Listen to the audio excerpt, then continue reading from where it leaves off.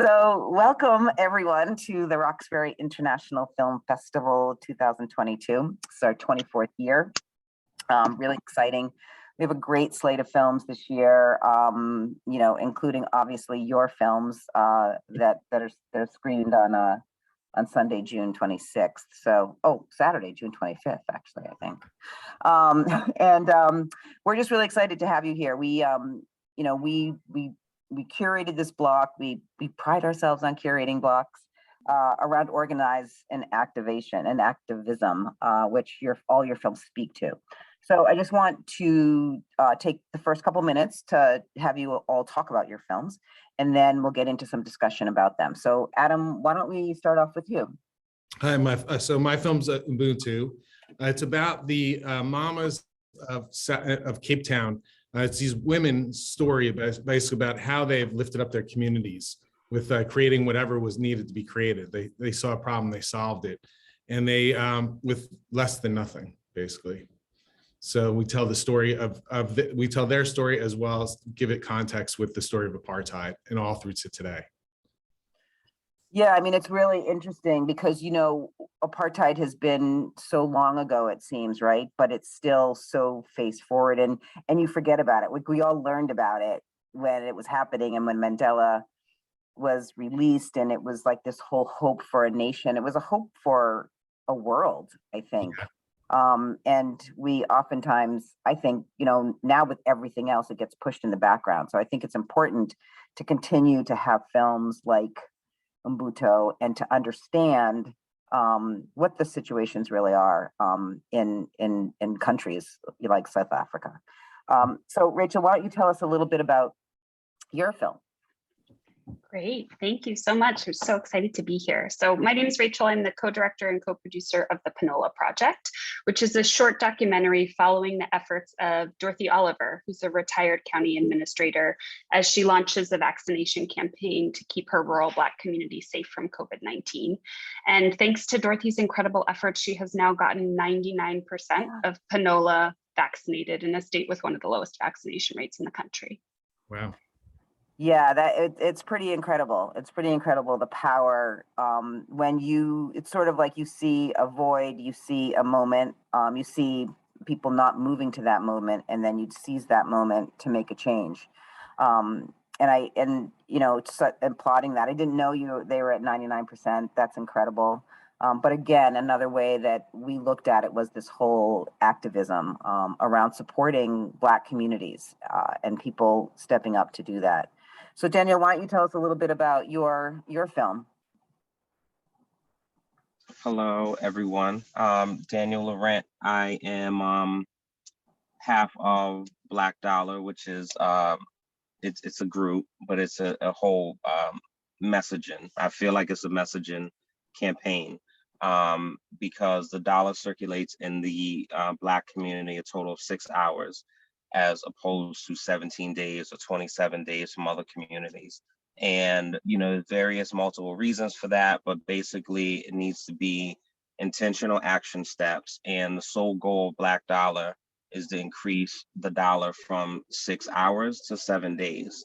So we have a mountain to climb, but I feel like it's attainable. And so that brings to Soul Intact, which is the first release off of the project. And it is about group economics. So it's just that, or as Dr. Claude Anderson actually coined and put out the book, Powernomics. So it is being very intentional. If you buy coffee 5 days a week and you go to Starbucks and you go to Dunkin' Donuts and you go to wherever, and maybe one day out of that week, you go to actually a Black-owned coffee shop, and so small, tangible steps. We're not telling you to buy Black 365 days, or look for toothpastes made by a Black person, or toilet tissue, but it's being very intentional, looking at your life scope and where you spend your dollars and intentionally allocating. And so the video I'm very proud of, and we have pillars in our community that are in it: Thaddeus Miles, Councilwoman Julia Mejia, multiple people. And so we wanted to show the power of us, the best of us. And I was also super intentional. And the last point I'll make, I was also super intentional to try to have it be something that's timeless. And I didn't want to have, you know, a bunch of scenes where like people with masks on. Not that it was like anti-vaccination or anti-mask, but I just didn't want a bunch of masks because that would date this time period. So I was really intentional on that. So anyway, honored to be selected and featured, and you know, you have no idea how I'm like smiling outside and on the inside. Well, that's what we like. I want to touch on something that Daniel said for Adam and Rachel. He talks about the small tangible steps and the messaging, and I feel like that was both with your films too. I mean, oftentimes when we looked at what, you know, people look at activism by the time that it's like this huge movement, right? But it takes these small tangible steps in order to get to that, to have that impact. So can you talk about that in both of your films and documenting that and sort of taking us on this journey? And then Daniel, also for you to talk about that too, because we've been taken on a journey. We're taken on a journey with these women, with, you know, with these, you know, how Daniel takes us on this journey, looking at all of these business owners, these Black business owners. So can we just touch a little bit upon that and how you brought us through this journey? Well, from my film, I mean, I think the biggest thing for our journey was more about awareness. It's like getting, because I think the story is not really known of what these women did in these townships and in what they went through.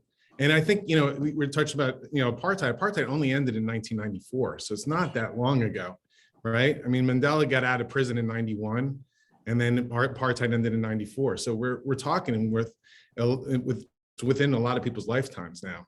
And so I think once you have awareness of what was going on there, we can also get correlations of what's going on here. And I think as the world gets smaller, it's really important to be sensitive to other people's plights and see how we can improve upon, you know, of our lives by learning about other people's lives. You know, I think that's. You know, I mean, that's so true. And I think that's one of the things that we're really proud of at RoxFilm is that we talk about how we support fiercely independent films. And we say that because, you know, I feel like our audience comes to see films like yours, right? That they are moved by them, they are impacted by them, they are educated by them. And we seek out films that sort of have this activism piece to it that says, okay, what can we do next? Like, we didn't know it. We know about apartheid, but we don't know it's still going on today in a sense, right? And then the thing that I was, you know, really, you know, shocked and not shocked, but you realize when you're talking about the impact it has on other cultures around the world or other people around the world, you know, apartheid was so much of our civil rights movement, right? It was so much of the separation of Black and white and water fountains and benches and things like that. And you understand that they all drew sort of from each other to keep Black people down and Black and brown people down. And so that's also reminded too, especially living in the post-Trump space, that we have gone backwards and not forward. So I think that it gives us all an opportunity to rethink that and think about what our activism is going to be. So Rachel, what about you about awareness and your film and the messaging and the sort of inch by inch that she had to go through in order to get to that 99%? Yeah, absolutely. So, you know, I think at the heart, our film is really a story about community organizing, right? It's about a woman who recognized that her community was facing deep structural barriers, right? Like the closest hospital to Panola is almost 40 miles away. A lot of folks don't have access to cars. Internet access is a challenge for people. A lot of people didn't even know where to go to get access to the information about the vaccines and where to go to even get vaccines. And so we really get to watch Dorothy, and she works really closely with her county commissioner, Drusilla Russ Jackson, to literally like step in and like fill in those gaps. And she does it by door knocking, right? We see her go around and talk to members of her community. She does it by working with Ms. Jackson to bring a pop-up clinic to Panola, right? So that people don't have to go almost 40 miles to get a vaccine. She does it through the deep trust and relationships that she already has and has built with the residents of Panola, right? One of the things that I love so much about how Dorothy approaches this work is it's so clear when you watch her conversations with people that she's coming in from this deep place of love and respect for folks, right? Even if people aren't fully on the same page as her, and so just like the way she has these conversations was really beautiful for both Jeremy and I to watch. You know, they ended almost every conversation just being like, I love you. There was just this really deep sense, like tight-knit sense of community that was in Panola. And so we got to see the way that tight-knit nature really helped them kind of come together to fight the pandemic, when we've seen across the country a lot of us falling apart, right? So it was really a message of hope and inspiration for us. And I feel like at the end of the day, it's like, Miss Dorothy shouldn't have to fucking beg to get a vaccination clinic in Panola. You know what I mean? It's like, this is the role that the government is supposed to be playing. And so recognizing that while also still wanting to really elevate the work that she's doing, because it's incredible. And we know that there's Black women across the country that are holding down that work in their own communities each and every day. Yeah, I mean, you touch on so many really important points, and I think you see that in Ubuntu, and you see that with Daniel. What you're trying to do with your film, and then the music part of it, is that these are things that should be happening, right? That these are things that government should be looking at, should be supporting Black Dollar, should be supporting these kids and these women who are taking care of these orphans in South Africa. And a clinic is right, exactly. Why are you being pushed aside and swept under the rug? And we see that in all of these things. And again, it's really important for us to think about that. But I think in all of your films too, and Rachel, you touched on this, was this community organizing, these trusted relationships that it's coming from, deep love and authenticity. So that was your subject matters, but I think the way that you created your films, we see that. So can you just talk a little bit about how you gained that trust of these communities to want to be a part of this, for them to understand the impact that these films are going to have, and then going into these communities, not so much about Daniel, but you are not Black people, African, Black Africans, but the films are incredibly authentic in the way that the story is told.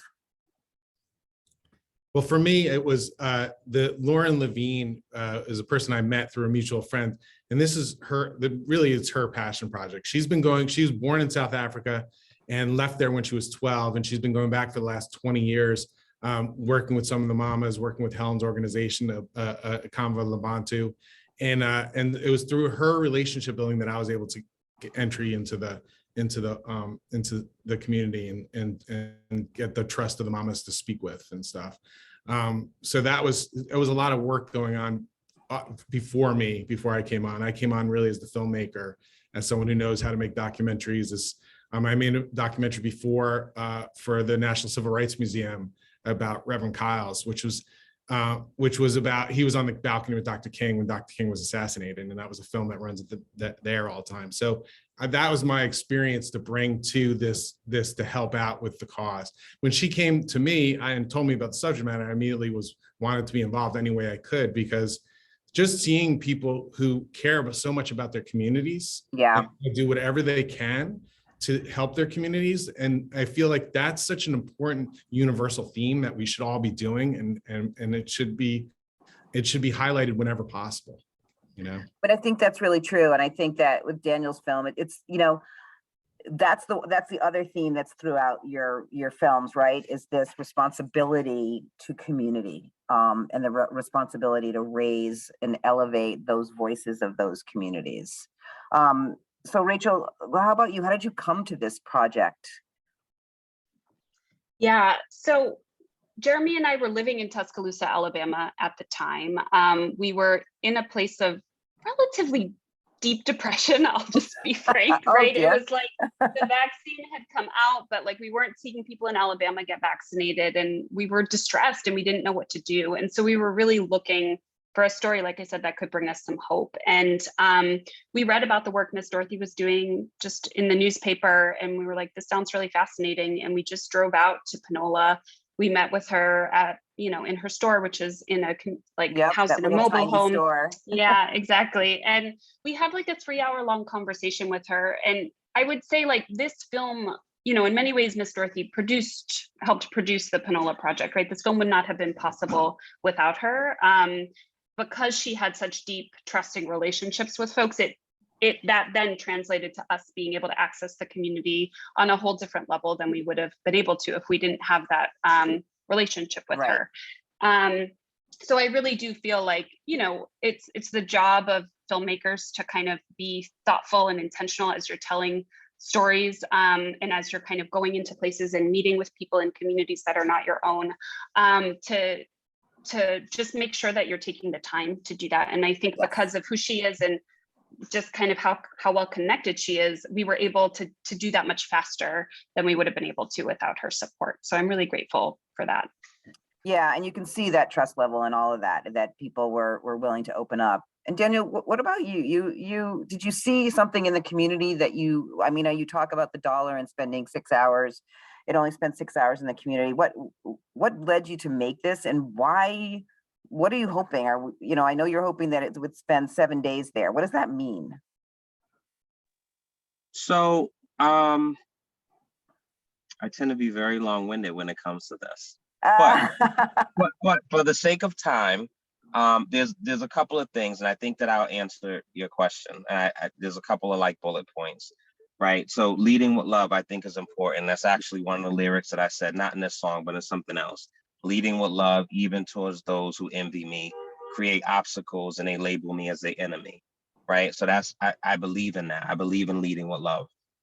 However, I think all the hopes and the wishes and the promises and all that type of stuff, I'm kind of done with that. It needs to be very intentional. It needs to be action items, and it needs to be something that like we are going forward.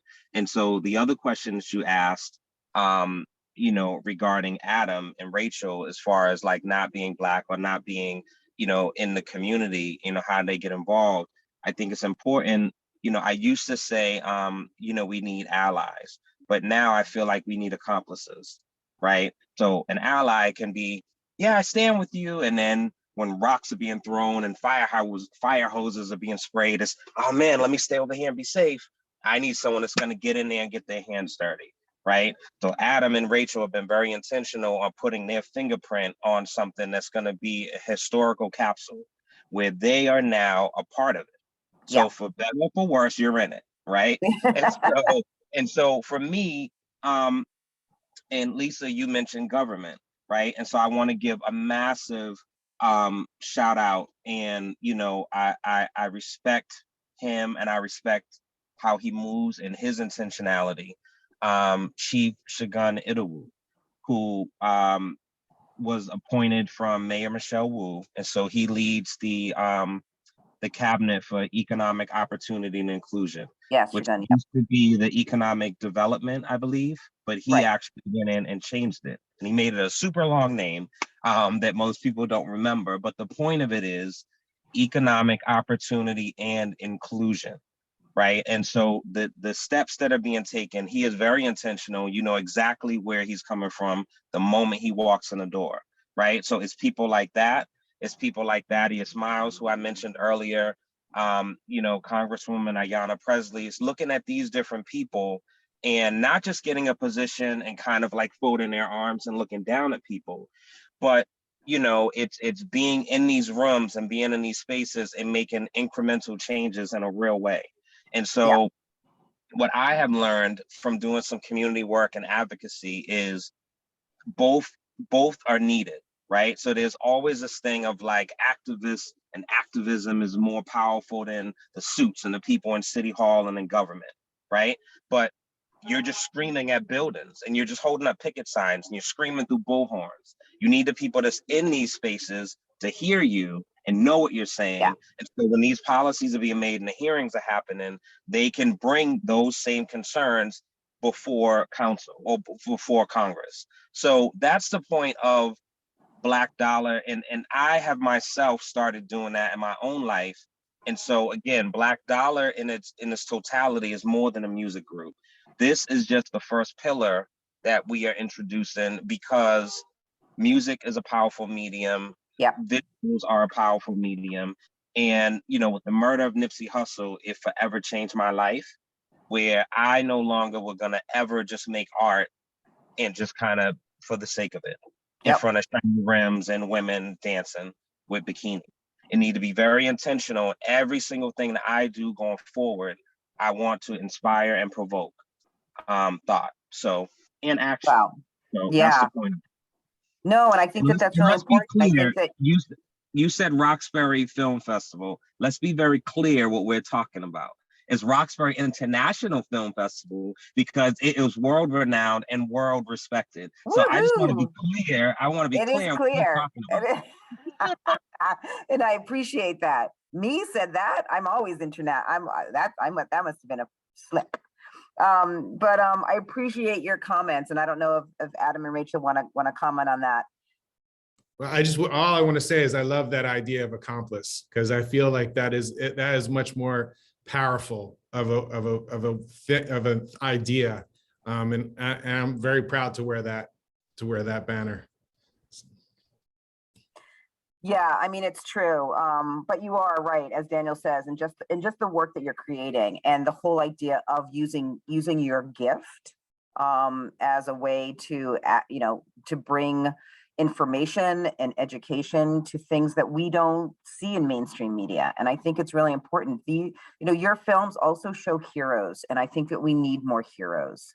And especially in the Black and Brown community, we need more heroes, and we need them to be uplifted, and we need people to be able to see that. And that despite efforts that may have been made in South Africa and efforts that have been made in the US, there is still so much work to do. There's still so much work to do. And I think that Daniel's right. It's like, you have to constantly keep knocking on those doors. You have to constantly get yourself into those spaces in government where they're making decisions.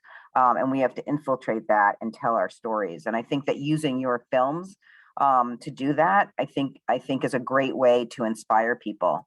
So we don't have much more time, but I wanted to touch on two things. I wanted to ask you all, what are your hopes and dreams for your films going forward? And then swing back and talk about what you're working on next. So let's do hopes and dreams. Rachel. So, gosh, I feel like the film has already done so much more than either Jeremy or I could have ever expected or anticipated. And, I think it's entirely because everybody loves Miss Dorothy. It's impossible to watch this film and not fall in love with this woman. So she's, her story has resonated with folks across the country, and it's been so powerful to us to get to hear from folks. And a lot of people are reaching out to her directly too, to tell them how inspired they are by the work she's doing. So Jeremy and I are actually working right now. I don't know how likely this is, but we're trying. We want to get Dorothy a presidential medal.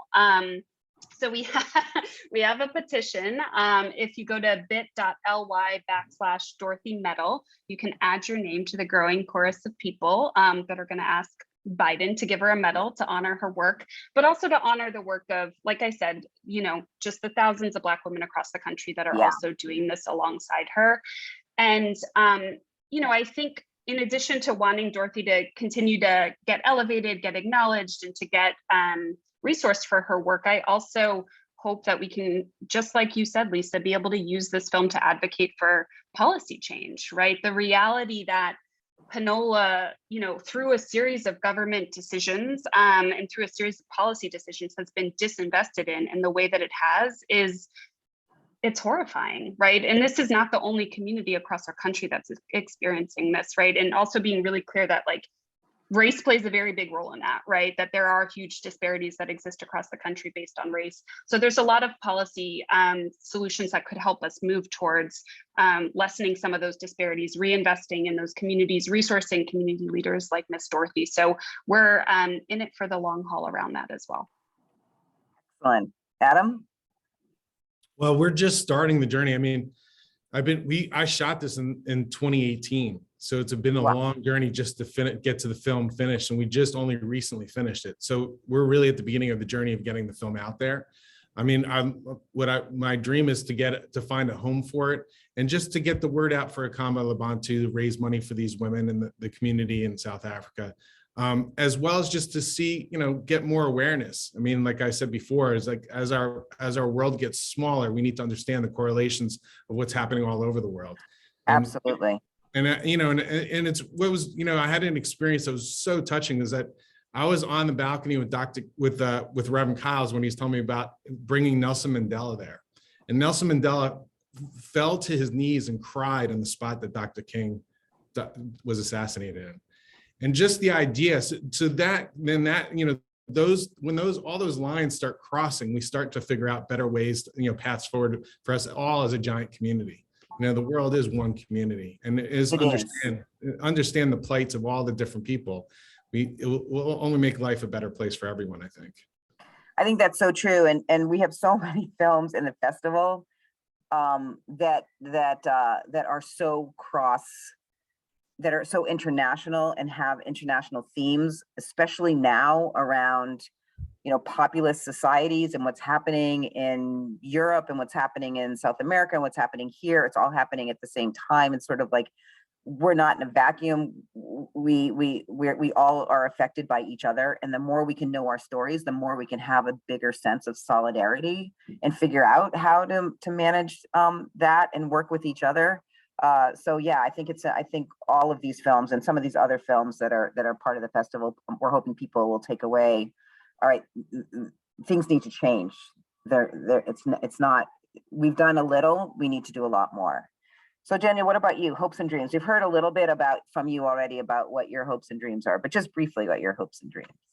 So hopes and dreams for this particular project, this particular song, Soul Intact, and I love that you are calling it film, because I have been very intentional from the beginning of not calling it a music video, right? I don't ever want to, like, it's more than that. It's actual, it's a visual, you know, it is a film. So hopes and dreams is that, you know, everyone watches it and then rewatches it and then rewatches it and then shares it and then comments and then repeats and repeats. And, you know, just find some inspiration in it. It was intentionality. I keep using that because right under Black Dollar, you know, the slogan is intentionality is the only option, right? So period. The businesses and the services that are actually featured in this video, in this visual, are ones that people can utilize, right? And I also wanted to be very mindful of showing different services. So you have, you know, business credit, which is super important for small businesses, especially, you know, Black businesses.